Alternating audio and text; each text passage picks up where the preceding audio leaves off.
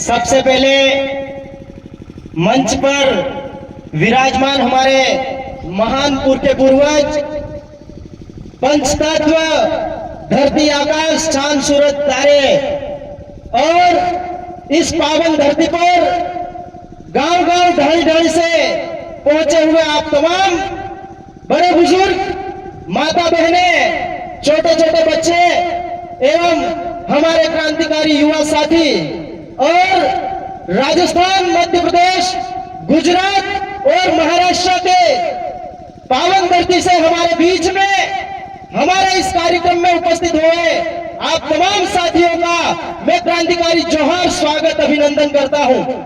साथियों, हम देख रहे हैं लगातार चाहे राजस्थान की सरकार हो, चाहे मध्य प्रदेश की सरकार हो, गुजरात की हो या महाराष्ट्र की हो, अर्थात ये जो भील टेरिटरी इलाका है, इस इलाके में हमारे बाप दादाओं ने जीत और मेहनत मजदूरी कर करके जंगल को बचाते हुए हमारे जीवन को चलाने के लिए कुछ जमीनों को खेती योग्य बनाया, लेकिन उस खेती योग्य जमीनों के ऊपर सरकारें कभी बड़े बड़े हाईवे निकालती है, तो कभी बड़े बड़े बांध बनाती है, तो कभी बड़ी बड़ी मूर्तियों की स्थापना कर करके हमारे आदिवासी भाइयों को विस्थापित करने का काम कर रही है।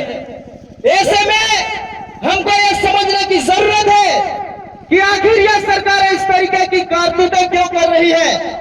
हमको उन सरकारों को मुंह तोड़ जवाब देने की जरूरत है और उनको मुंह तोड़ जवाब देने के लिए हमको ऐसी सभाओं का आयोजन करना पड़ता है।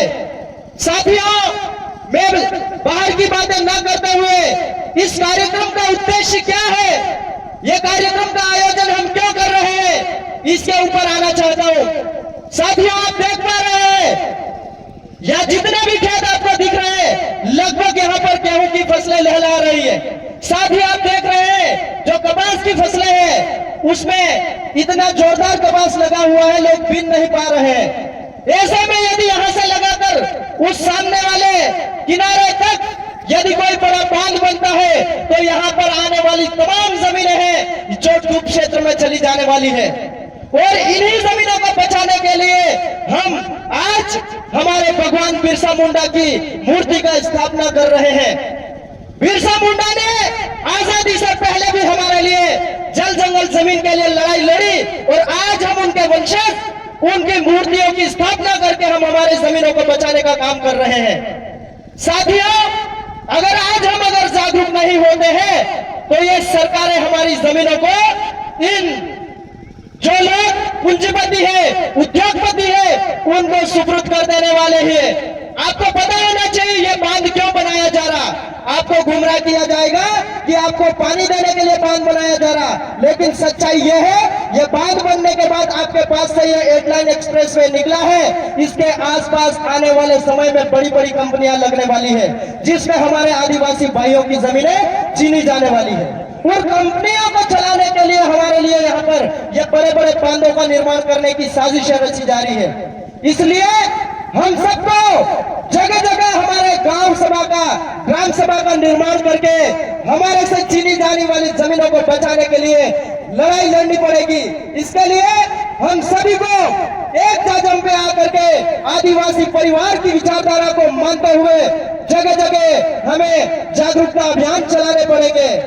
इसलिए मैं आप तमाम लोगों से कहता हूं कि जब जहां जहां हमारे समाज के ऊपर कोई सरकार अन्याय अत्याचार करती है तो हम वहां पर डट करके खड़े होंगे। साथ ही मैं आपसे भी आग्रह करता हूं कि जब भी ऐसे कार्यक्रम होते हैं आप निकलिए, घर परिवार से निकलिए। आज यहाँ के लोगों की समस्या है, कल किसी और गांव की समस्या होगी, परसों कहीं और की समस्या होगी। इसलिए कंधा से कंधा मिला करके लड़ना सीखे। इन्हीं बातों के साथ मैं मेरी वाणी को यही विराम करूंगा। अरे जय जोहर का नारा है, भारत देश हमारा है।